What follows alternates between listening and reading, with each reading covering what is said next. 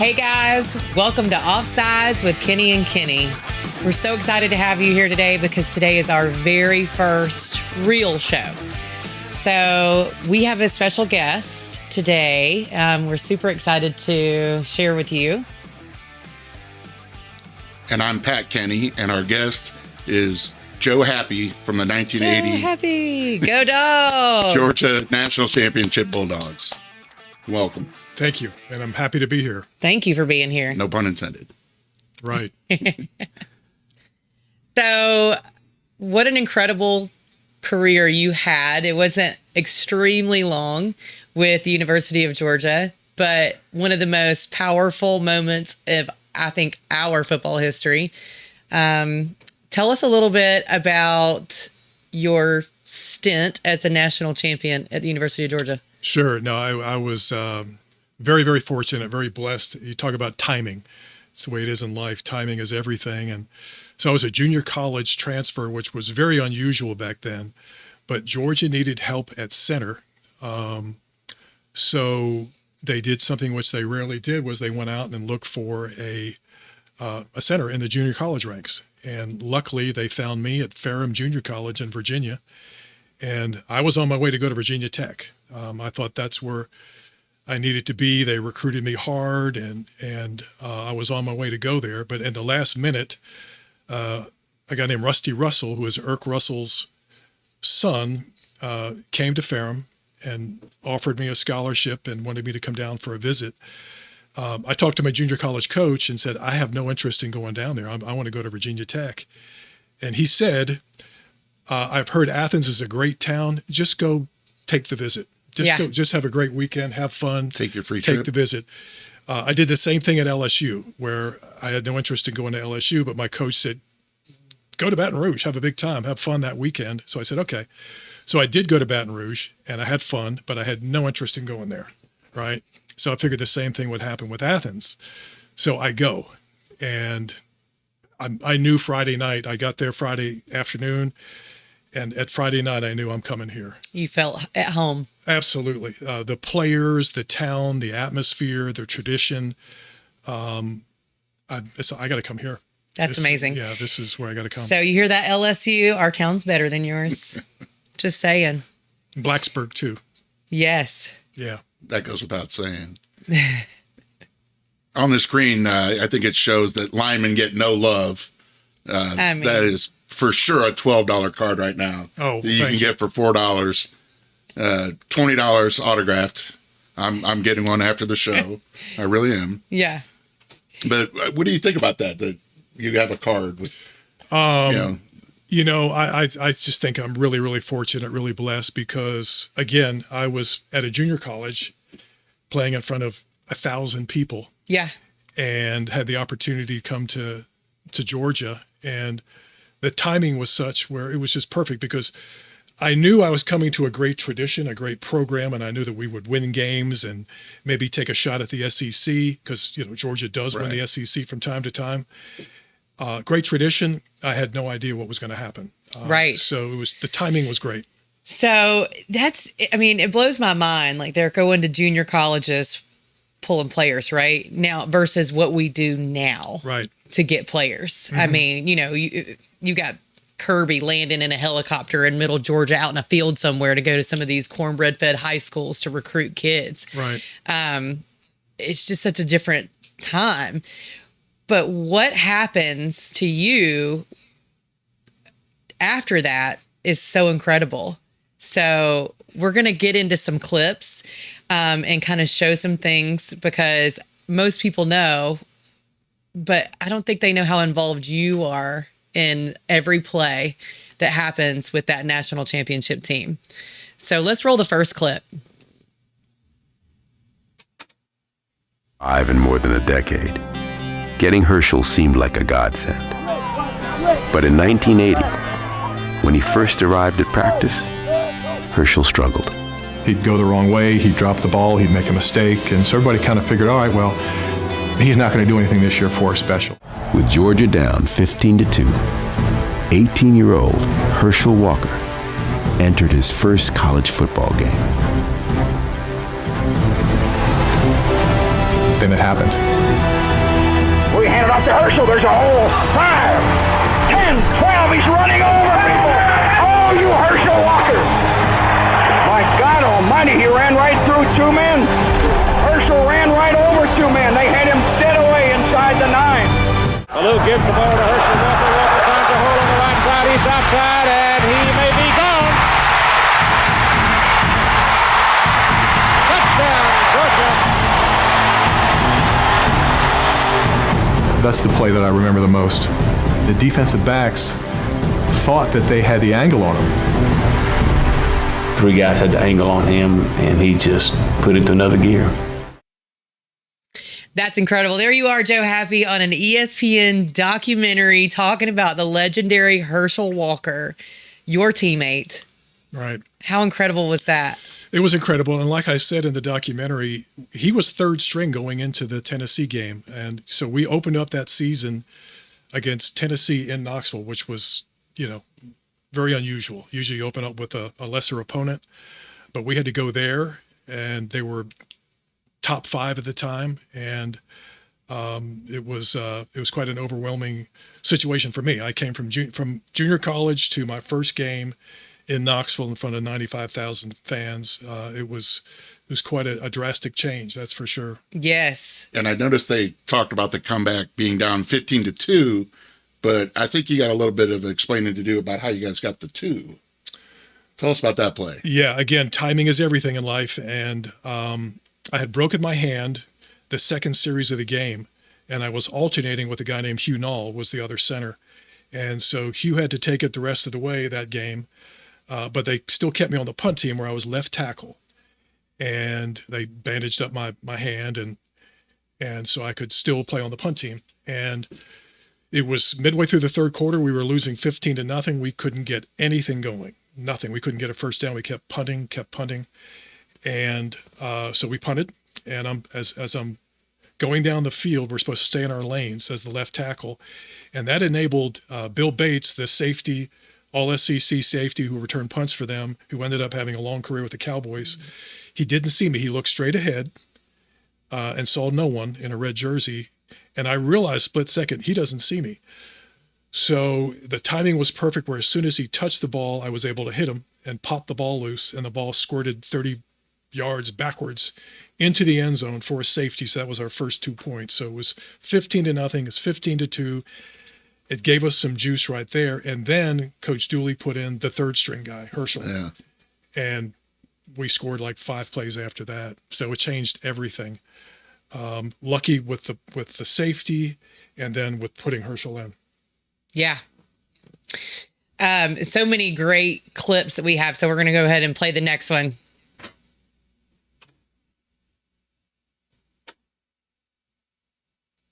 This is probably one of my We didn't favorites. have the best team. We didn't have the most athletic team, the biggest team, all this. But we played together as a unit. They won't. Buck back, third down on the 8. In trouble. Got a block behind him. Gonna throw and a run. Complete to the 25. To the 30. Lindsey's got 35, 40. Lindsey's got 45, 50. 45, 40. Run, Lindsey. 25, 20, 50, 10, 5. Lindsey stop. Lindsey stop. Lindsey stop.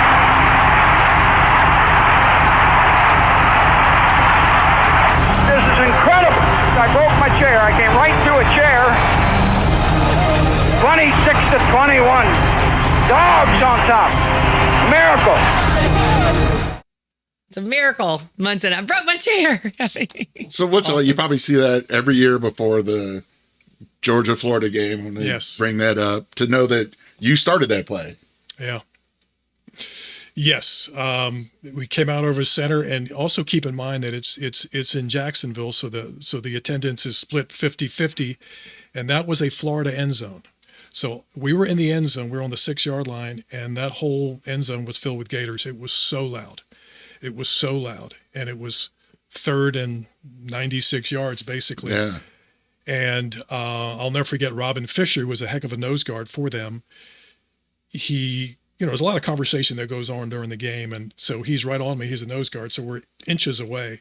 And he looked at me and said, "We're going to the Sugar Bowl." And there was not a whole lot I could say about that because it didn't look Right. great. I just figured, hey, I'm going to snap the ball to Buck and I'm going to block him. He's not going to make the tackle. We'll see what happens. Yeah. And so I'm blocking him. He's a tough guy to block. And I'm staying with him. And then I can see the ball release over my head. And at that point, I end up on the ground. I'm on my knee. And I can see Lindsey catch it. And he kneels for a little bit. He crouches. Yeah. Which enables the two DBs to go past him. They missed him. And then he turns it upfield and he runs along the sidelines for 96 yards. And he had some wheels. I mean, and he had was some smoking it. wheels, but because there was a crest on the field, I was on my knees. I couldn't get off. I was mesmerized. I could not get up off the ground. I was just watching him run. And I couldn't tell whether he made it in the end zone or not until that end zone, which was the Georgia end zone, just collapsed. Exploded. It just collapsed. I mean, it's like he's in. He made it. And that's That's quite an incredible. experience. I want to go back to something Herschel says, though. We're not the most athletic. Yeah. We're not the biggest. Right. But you were a unit. Yes. What an incredible difference between football then and football now, because now everybody's a unit and maybe they don't always, meld together, right? Right. So you guys look pretty athletic to me in these highlights. But tell us more about that, the expectations. Well, I think that just like now, back then there was great parity in the SEC. I mean, there was a lot of good players on everybody's team, including the Gators. So we were made up of average, talented SEC players, with the exception of Herschel. But I was a junior that year, and the senior class was exceptional. Tremendous leadership from the senior class, and they were the glue. And we had 3 seniors on the offensive line that year. The 2 juniors were myself and Jim Blakewood, who was the left guard. But they had tremendous leadership, which really kept us together. We were team players. None of us were planning on being first-round draft picks. We just wanted to win at Georgia and play together.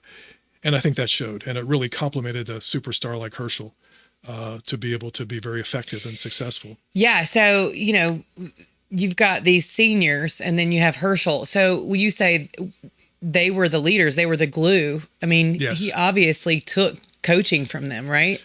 Herschel Walker was the most humble player I ever played with. And throughout high school, and then I played in the old USFL for 3 years, and we had some very talented guys on that team. A guy named Kelvin Bryant, who was a heck of a running back out of North Carolina. But even though he was a running back, which was such, it's a high prestige position, the most humble teammate on the team was Herschel. So he took leadership from the seniors. I mean, that's just the way Herschel was. Which is incredible because you don't see that a lot anymore. You see don't. everybody diva out, Yes. and they're walking in there with their Louis Vuitton and Yes. all this. And then you have arguably the best running back ever. Herschel was a great teammate. Just taking advisement from anyone because he Yes. was there to play the game. Absolutely. That's incredible. All right, next clip, we're going to set this up.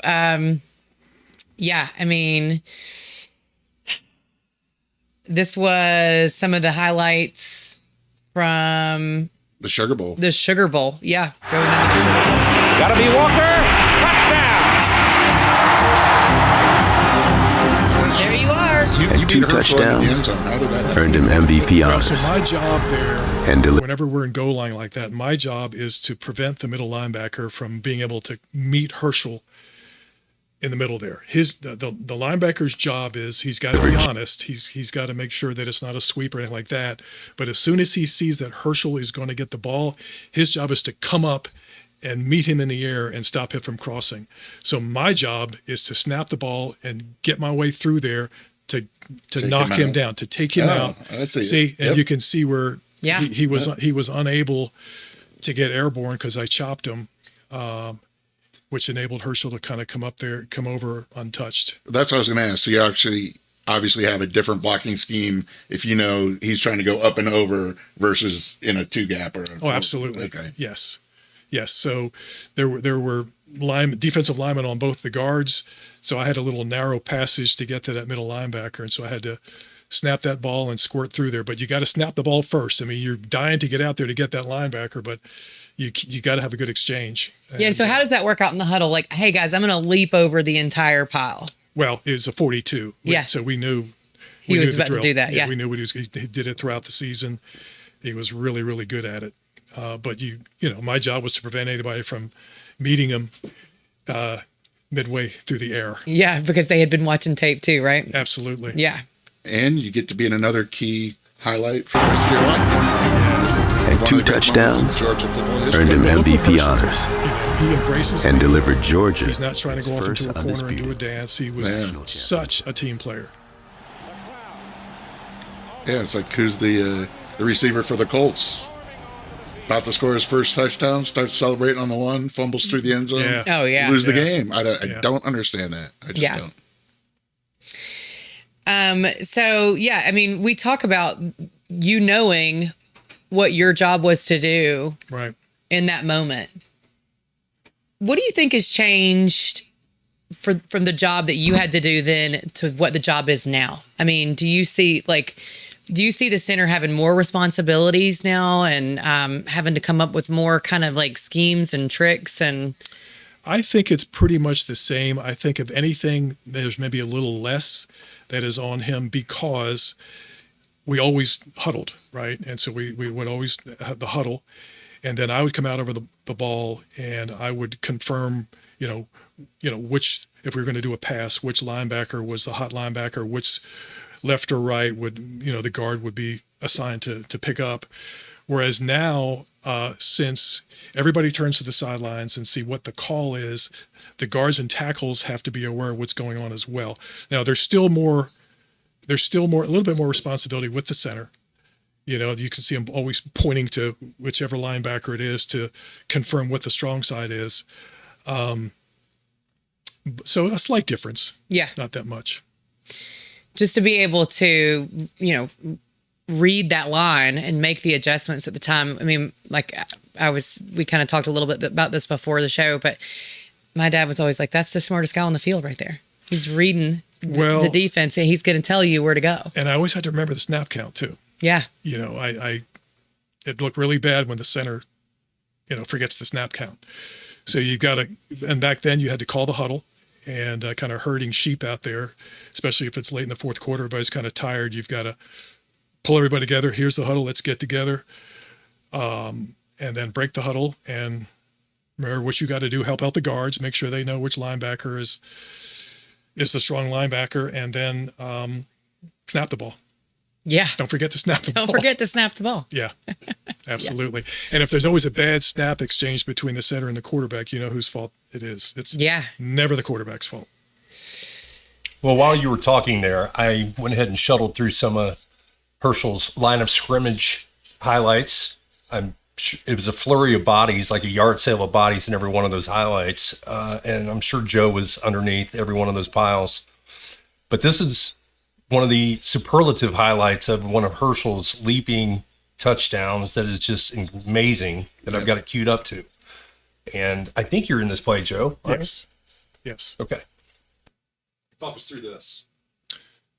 So it's again, my responsibility is very similar where I've got to snap the ball and I got to get out there and chop that linebacker. So I had no idea what happened. I knew something big happened because of the crowd. The crowd's reaction was a roar. And even though it was in Oxford, we're playing Ole Miss right there. The Ole Miss fans were so impressed. They roared as well. Yeah. They were like, what just happened? Exactly. But again, I had no idea. Something big happened. I didn't know what happened until I was kind of able to get up underneath the pile and see that he was in the end zone handing the ball to the referee. Wow. But just quite an athlete. Airborne. Well, I mean, let's be honest. You can be the best athlete on the field, and unless you have people that are managing the plays like you were for Herschel, those things don't happen. Right. I mean, so everybody's got what they think are the best athletes. Right. And you guys were really setting him up for success. 1,600 yards as a freshman didn't come without having support. It's really a team effort, and we did our job, and we were a good offensive line. We were good. Everybody talks about how how important the offensive line is, and we know that from this year with Georgia, where we've got some struggles. It's critical. It's critical that there's cohesiveness within the offensive line. We had that, but we also knew that because he was so fast and strong, we played with confidence because we knew that if we came off the ball, had good contact, he was going to be through the hole quickly.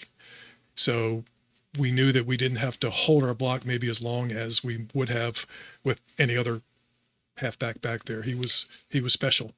Well, we love this next clip because as the biggest Dawg fan, probably other than you in the room, my biggest rival is Florida. So this is, yeah, 81. No. We could skip over that one. But we're on clip 5. That's what it is. Georgia versus Florida, 1981. Oh, that's right. Oh. Sorry, my bad. Here we go. I'm actually paying attention this time. All right, so let's go to this clip. Herschel's stamina was without question.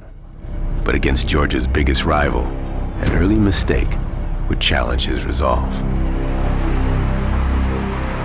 Herschel started out rough. He caused us points, which was very unusual for him. Never said anything in the huddle, but you could kind of see in his eyes that he was even extra determined to make up for that mistake that he made.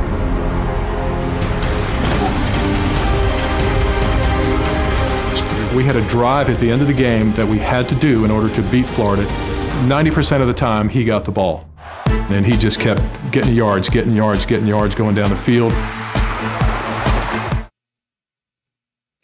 I mean, he just runs through people like they're a curtain, like a shower curtain. Yes. It's just like they don't even mean anything to him. Yeah. And watching him even follow, his teammates just to try to make openings. And I mean, it's simple, but so effective. He was, without a doubt, he was extra determined that night because of the way he started the game out, which was very unusual. Like I said, he never spoke, and very rarely did he say a word in the huddle. Just never talked. It's just Herschel. But his actions, right? And so he was, I think, extra determined after that. That drive is the most memorable experience in my career at Georgia, was because we had to score to win.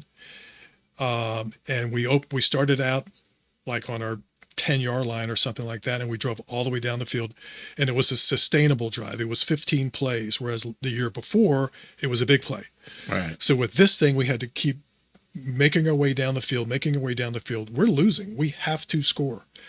And I remember very well that we were like on their 40-yard line, and the Gators called a timeout, and we all looked at their huddle, and they were exhausted. Their hands were on their hips, and we knew we had them. We knew we had them because their coach called a timeout for a reason. They're in trouble, but we had to finish the drill. We had to execute. We couldn't fumble. We had to do what we had to do to finish the drill. So it's my favorite memory of being in Athens, is that drive right there, because as an offensive lineman, it's not a big play.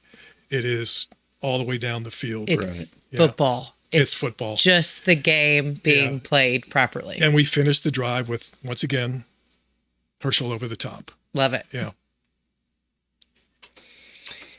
Yeah. So this last one, do you want to go into the 81 Sugar Bowl with Dan Marino? Yeah. This is a little bit of a sadder clip, I guess, but at the same time, huge moment in football history. Right. We went into this game very excited because we knew that if we beat Pitt and if Nebraska beat Clemson, we would repeat as national champions, and we felt that was very possible. It didn't turn out that way. Georgia was one stop away from another Sugar Bowl victory. Could be the last play for him. We had just finished a drive. Again, a long sustainable drive. And we were giving high fives on the sidelines. We thought we were going to win. Right. Yeah. And Marino did his thing. He dropped it in there. He sure did. Dropped it in there. And that's when everyone knew that Miami was going to start selling a lot of Cuban cigars to get Marino. Yes. Yeah, we blitzed that play. And so it was man coverage. Steve Kelly had to cover this guy, John Brown, who was a hybrid tight end. He was 6'4", 220. He was kind of ahead of his time. Right. That's what they're... Where he was a mismatch. And Marino just dropped it in there. He just dropped it right in there. Yeah. And yeah, because it wasn't bad coverage. No, it was just an incredible pass. Yeah, tremendous poise on his part. Yeah. And obviously the rest is history with Dan Marino. Yeah. What a bum that guy became. Anyway. No, but I mean, it's still incredible to watch all of these highlights, to be a part of something so special. I mean, believe me, I don't remember winning that national championship, but I have been taught to say that we have that one my whole life whenever I'm having to compete against Alabama fans or anybody else that had a national championship. I mean, it was just, oh, you guys haven't won one since 81. It's just, and thank goodness we have, but. And I noticed you still wear your ring. Still wear the ring, absolutely. And I told myself, if we win this thing, I'm going to get a ring. And I'm never going to take it off. I wouldn't take it off either. Yeah, no, it's that's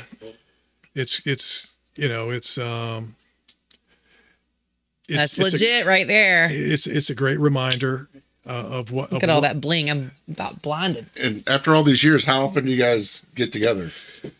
We get together once a year for a Letterman's tailgate. We did this year at the Marshall game. Okay. So that's all Letterman. But every 5 years we'll get together for the national championship reunion, which nice. We just did the 45 year a couple weeks ago. So it was great to see everybody. Who shows up for that? Pretty much everybody. Really? Yeah, it's everybody, unless there's a family issue going on, so it's going to vary. But everybody really makes an effort to try to make this event, because it's we were part of something special, and it's we were an exceptional team. We had great team camaraderie. Yeah. And so it's everybody always enjoys getting to see each other. You kind of remind me of the Valvano NC State team. They weren't supposed to win, but they didn't know that, and they had just the right guys in just the right places at just the right time, and all they did was win when they had to. Win when they had to, and that's a great analogy. And I watched that documentary with that NC State team, and I really do feel the similarities where we were not the most talented team. Right, and they didn't have a lot of superstars, but they had pieces, and each piece did what they needed to do. And I think there's something to that. Like, if you don't have all of these superstars coming in here, you don't have all of these egos that you're competing with, and then people just kind of go, okay, what are we doing, guys, versus this is what I'm doing, right? Or he's gonna do that because he always does. It's like, no, what are we doing, right? And I feel like that's missing in football now. It's a challenge to keep it. I think that's one of the biggest challenges Kirby has. Whereas when I was there, we all stayed at McWhorter Hall. It was you had to stay at McWhorter Hall. You had to have a roommate. My roommate was Jim Blakewood, left guard from Savannah Benedictine High School. And I spoke with him yesterday. So the camaraderie was there. We did everything together. We had curfew, and that's gone. It's gone with the new world, with NIL and everything. You got guys living in mansions and driving fancy cars. So I think it makes it harder for coaches to be able to maintain that cohesiveness and camaraderie that you lose if you're not all under one roof. Well, and also teammates, right? I mean, like, you see these players that are the quote unquote star players, and they're out there showboating their Lamborghinis before they finish the season. Right. And then, so not just the coaches, but the other players are going, what are you doing, dude? Like, I'm taking hits for you, and you're over here just worried about whether you got your Gucci belt on, and it's ridiculous. Yeah. And I think, I think it takes away some of that nostalgia from the game of football, where it makes it superficial and not really just about this team coming together like you guys did and executing and making big explosive plays and all celebrating together because you all did it. Right. So let's get to Kirby. I'm not real happy with the way he made excuses for the game last Saturday night. I think I'm a little bit more bitter than most people because I'm married to an Alabama fan, so I've had to sleep with him since then, and it's been a little bit hard to hear him breathe, and we're just gonna let that go right now. And at the same time, so Kirby talked about that play that I think every Georgia fan's talking about right now on 4th and 1, where they didn't take the points, and he said 10 out of 10 times I would do it over again. What do you think about that? I think a lot of Kirby has done a phenomenal job with this program. If you think about, he took over a healthy program, but we were definitely at a lower tier. Mm-hmm. Mark Richt was a solid guy, good person, but we were a 10 wins a season team, and Kirby took us to the next level. Mm-hmm. So tremendous respect for Kirby. I disagree with the call, especially based off how the game was going. Right. Get the points. Force this thing into overtime. We're playing at home. Let's see what happens. So yeah, that's my opinion on that. So yeah, I mean, and a lot of Bama fans right now would probably hear you say that about Kirby and say it's because Alabama trained him to be a great, exceptional coach. Because I've heard that. I don't know from who.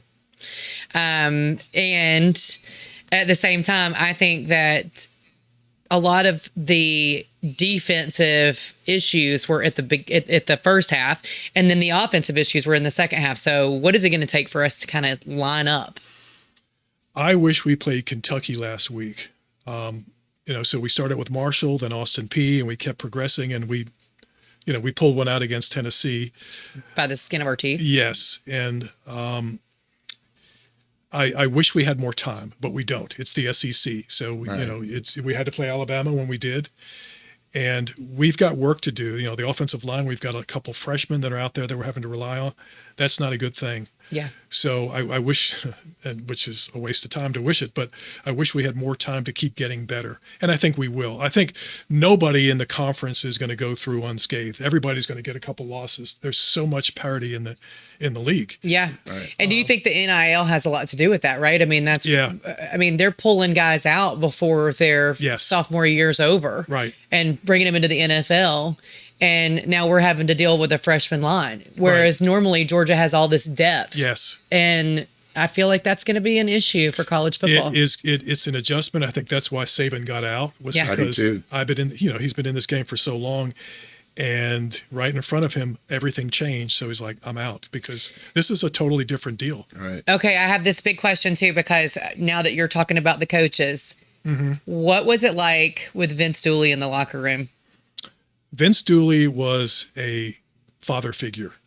Vince Dooley was very stern, not just with us, but with assistant coaches as well. Most of his assistants were young, and a lot of them played at Georgia. So not only were they coaching under Vince, they played under Vince.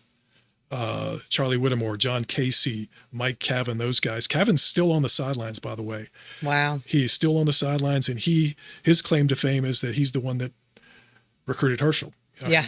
Cavan's from Thomaston, Georgia, Middle Georgia, and Upton County, baby. That's right. And so he's the one that lived in Wrightsville for a year, camped out, and got Herschel. He's still on the sidelines, which is pretty cool. Yeah. Yes. You hear these players say, "Oh, well, second half they got Sabanized." Right. Yeah. That's a term. Right. It's like an adjective. Yeah. So what would he do to kind of shake you guys back into? Well, he was not a shaker. He was not a big motivational speaker, but we were very, very, very sound fundamentally. We were very prepared, hard practices, hard preseason. So we were very, very methodical about our business, and we just didn't make that many mistakes. Our turnover ratio, I don't know exactly what it was, but it was very much in our favor. We just didn't turn the ball over. Yeah. And so that's what really helped us with that. Irk Russell, the great bald-headed defensive coordinator, was our inspirational guy. He's the guy that would give that inspirational speech before the game or at halftime. Coach Dooley was a great delegator. He knew what his strengths and weaknesses were, so his ego would not get in the way of letting Irk handle that. I love that. I love that. Knowing your role and knowing your strengths and being able to let someone else step in and let their strengths shine. And to just go backwards for a second, I mentioned in the very, very beginning was a young guy named Rusty Russell who recruited me, Irk Russell's son. I had no idea who or Russell was until I got involved with the program, and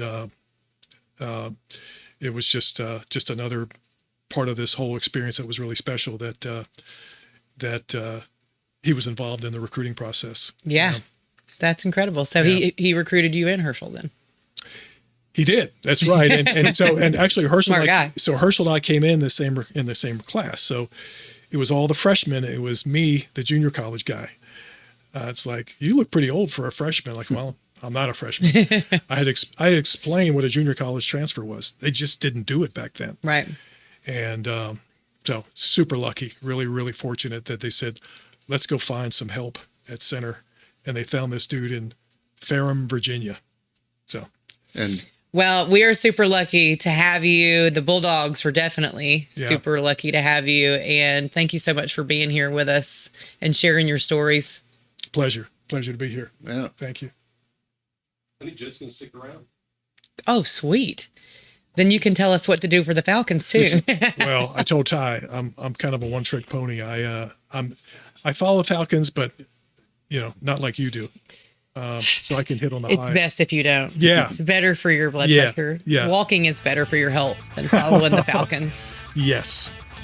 All right, guys, we'll be right back with more Joe Happe. In a world where first impressions define success, Storytel Media doesn't just create ads, they craft legacies. From breathtaking real estate campaigns, unforgettable trade show displays, and captivating product promotions, they deliver branding that commands attention. They tailor stunning visuals to elevate your brand and make your story shine. With Storytel Media, your brand doesn't just stand out, they tell your story so your brand becomes unforgettable.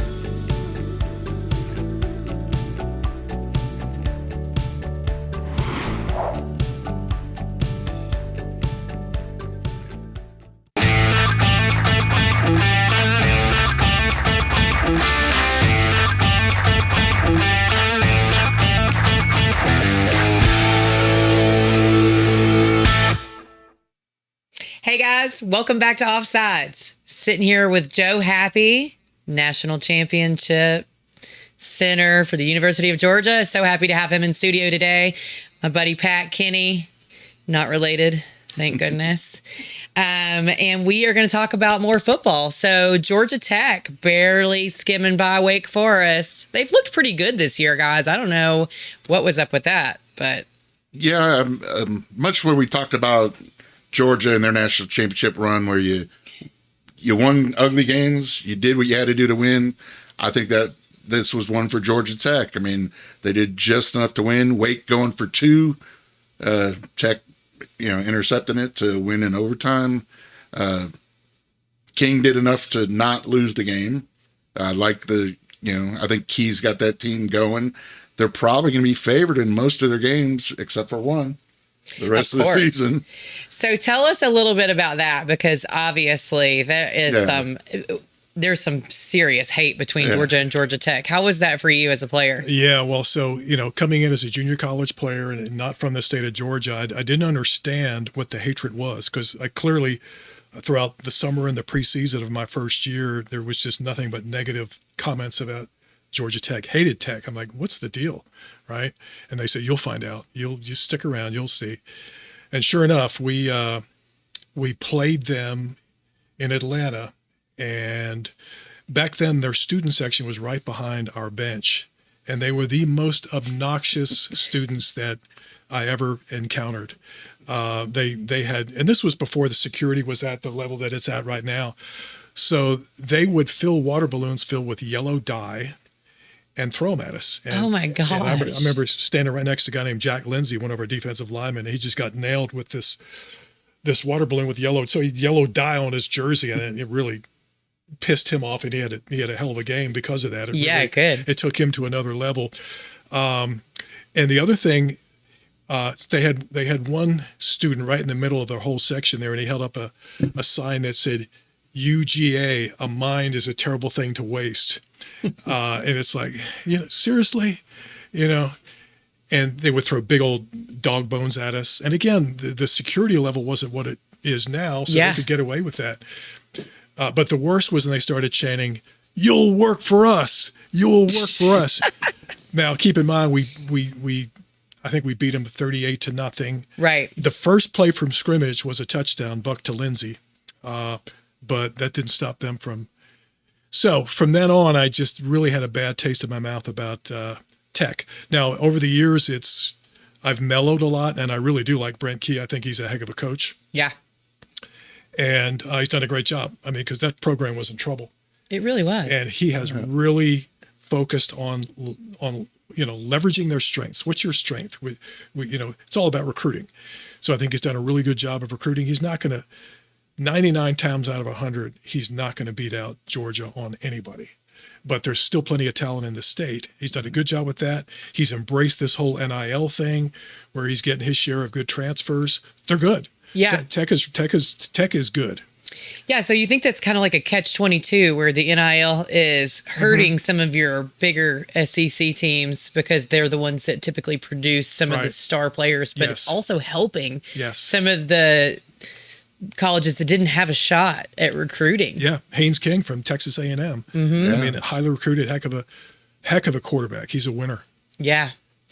Wow. So, you may work for them, but there's always those employees that sleep with their bosses' wives. That's all I'm saying. More athletic. And they don't have brains. And they don't have brains, so it doesn't matter. Yeah, so Georgia Tech versus Virginia Tech. I mean, you were going to be a Virginia Tech guy. Yeah. What do you think about this game? I'm very familiar with Blacksburg. Tech's going to win. I mean, Tech had a wake-up call last week. It's hard to get up for every game the way you need to. It's a challenge. The challenge for great teams is to be able to figure out a way to stay up for every game. Tech was off a little bit, and that's why the Wake game was so close. I think they learned their lesson, and I think they'll take care of business. Take care of the Hokies at home. Yes. All right, that game's at 3:30. Oh, the Falcons. My Falcons. I'm calling them Sybil right now. Yeah, because they have a split personality. I don't know which. I'm 0 for 4 and just picking them straight up. Yeah. Week 1, they're going to win because got all this momentum, all this preseason hype. They lose to we have the division weapons. rival. Yeah. So then they're going to have to go to Minnesota, who looked really good coming back against the Bears. There's no way they're going to go up there and win a hostile environment. They look great, give up 6 points. All right, they're going to win next week against lowly Carolina, another division foe. Oh, my God. Goose egg. That was the biggest heartbreak. So now they're playing a team that made the playoffs last year. I don't pick them. And our former coach, Dan Quinn. And I just don't know. Was so sweet beating you, Dan Quinn, at the Benz. Just because I'm holding all the resentment for the Super Bowl. And you're a responsible party. I just hope the same team shows up twice in a row, and it's the good Sybil. Okay, so let's talk about that. I think Penix got a lot of pressure about everybody going, "Oh, you've not even thrown a touchdown pass all year." We saw him making some more plays, and they did bring in Cousins in the loss. I think that was kind of just a little message. I think Penix bounced back great. There was no hangover from the bad beat at all, like I thought there might be, but. Well, and let's be honest, though, we still have a lot of work to do. I think our defense looked pretty good this past weekend, but our offense still needs a lot of work. I think there was a lot of passes that were missed, and Bijan got hurt towards the end, but Algier showed up, and I like that they're still giving him reps and playing him because he looked pretty good towards the end there. I just don't understand how the team that beat Washington took Tampa, to the end of the game, laid a goose egg against Carolina. Well, we all know how that happened. The kicker. We need kickers in football more than ever. So if you're a 10-year-old boy listening to this show right now, go outside and start kicking the freaking ball, because that is what we're missing, I think. And it's not just NFL, it's in college too, right? We've seen the kicker win the games. There's been a lot of special teams that affected games. Yeah. Blocked punts, blocked field goals, missed kicks, 65-yard kicks made.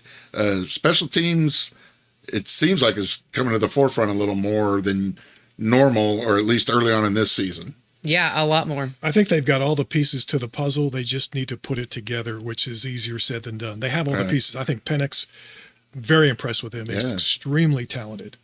It's just putting it all together.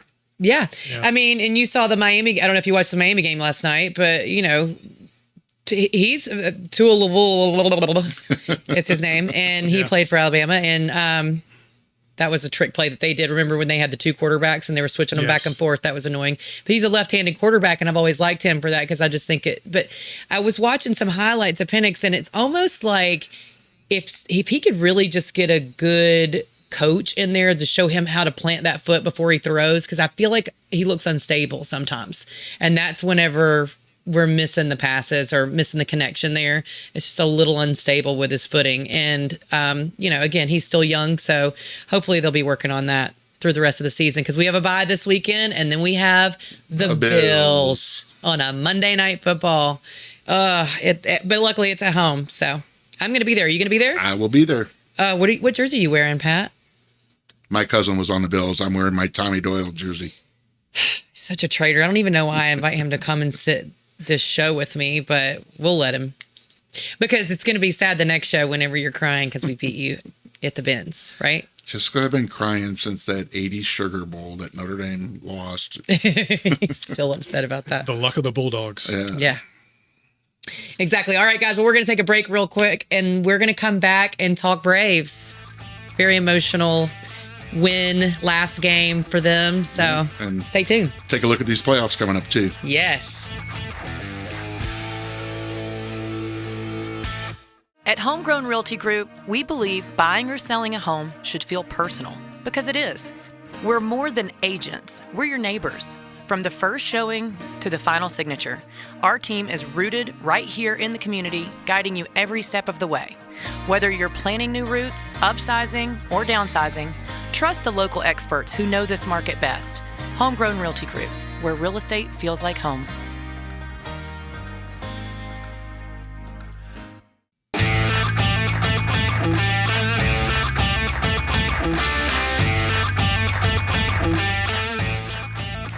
Hey guys, welcome back to Offsides.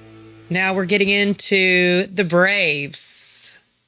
All right. Yeah, it was a nice wrap up to a disappointing season. It was a great tribute to Charlie Morton. Let's take a look. Charlie Morton is a guy that you want on the mound. Nice to have this guy back in a Braves uniform. He checks all the boxes you want when you talk about a frontline starting rotation piece. I'm on the tail end. I want, when I walk off the field for the last time, I want to still feel like I could keep going.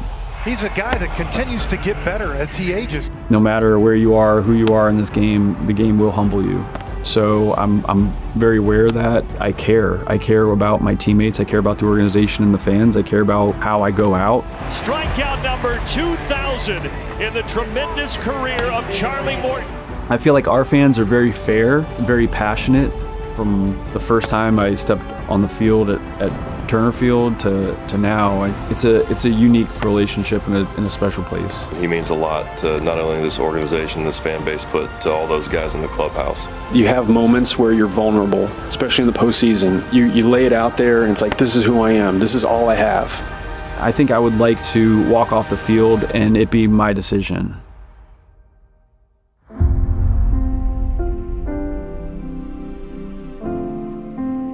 Very cool. Yeah, so you saw them give him a really cool farewell send-off at the game where they basically stopped the game. Right, yeah. Chris Sales was supposed to be the starter, and he agreed to give up the start so he could go out, Morton could go out and pitch a couple innings and then get the adulation and the applause and the love that he earned. Got that last strikeout, and then everybody came out on the field to include his family, and the fans went crazy. And 18 years in a career. Amazing. That is just it's not normal. It's just not normal to have that mental stamina to stick with it. Has nothing to do with physical ability. It's all mental. To be able to stay in the game at that level for so long is so unusual. Very impressive. Yeah. Yeah. And I thought it was interesting where I think he used the term 100%, but it didn't sound like he was convinced that he's not going to try to play another year, even if it's coming out of the bullpen or anything like that. I think it's, after 18 years, I think it's hard to give it. It's really hard. It's hard to walk away from, they call it the clubhouse, we call it the locker room in football, but it's so hard to leave that comfort zone. And the camaraderie, it's going to be a challenge. Yeah. Well, we're really happy that he's stuck with us, and he's wearing a national championship ring. And look, we got another guest on the show. I think Jack's walked in to remind us to give courtesy to the Atlanta Braves for producing this piece. This is their pre-produced piece. So courtesy goes to the Atlanta Braves organization, putting together a fine tribute for Charlie Morton. Thanks, Jack. We would have never remembered to say that. He's our mascot. He's our in-studio mascot. So, but we were talking about identity and that being your identity. So, like you said that you had gone off and coached high school football even after, just so you can kind of keep your finger on the pulse of the game. After Georgia, I played in the USFL for 3 years, and injuries forced me to leave the game, which was not easy, not fun, because I didn't leave on my terms. And most athletes do not leave on their terms. It's just the reality. So we might look at somebody and say, man, they had a great career. What can they be upset about? But it's what drives you inside. That's why Brett Favre and Rodgers have to keep coming back, because they just don't know how to leave. Yeah, even Brady came back, right? Yes. And had to do it one more time. You got to do it one more time. Muhammad Ali. Yes. Muhammad Ali, yeah. Coming back. Most cases, you shouldn't have. Yeah. But it's just hard to turn that thing off, that fire inside you. It's just hard. Well, let's talk about the playoffs. Tomorrow the calendar flips to October, but they're actually starting today. I kind of like Milwaukee I know they are the 1 seed. A lot of people probably think the winner of the Phillies-Dodgers, if the Dodgers get past Cincy, might be the favorite, but... Well, and we also need to talk about the fact that the Braves kind of helped the Guardians out a little bit. Absolutely. Sweeping the first place Detroit Tigers helped Cleveland win and get home field, which is starting today.